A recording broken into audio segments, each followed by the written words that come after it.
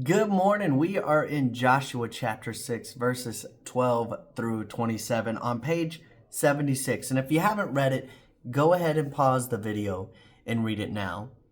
See, here we see the Israelites obeying the commands of the Lord here. They were to march around the city of Jericho 6 times, or one time each 6 days. So they were to march around the city one time each day for 6 days. Sorry, words are hard.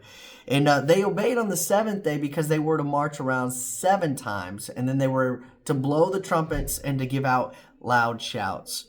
But Rahab's family had been faithful to the spies and faithful to the Lord because the spies were in the land and she spared their lives. So she was saved and her family along with the silver and gold, which would be consecrated for the Lord. But they were spared because Rahab showed that faith in the Lord and she knew God was mighty and he did big things. And so the spies, they settled outside, or the 2 spies settled Rahab and her household outside of the camp of Israel. And her relatives remained in Israel, and at this point in Scripture to the day they wrote this Scripture.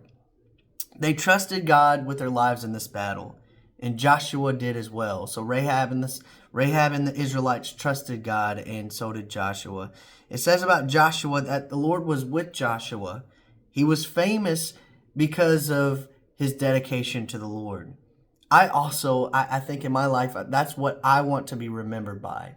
My zeal and passion for the Lord, my fear for the Lord.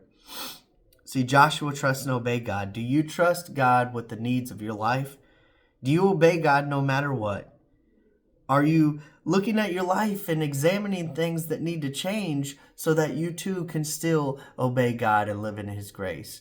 I'm just asking for all of us to keep that perspective, to keep our eyes on the Lord, to obey Him no matter what the circumstance may come our way. We may look crazy, it may go against common sense, and just like the Israelites here marching around the walls of Jericho, it doesn't make sense to march in circles and to shout and then that the walls would fall.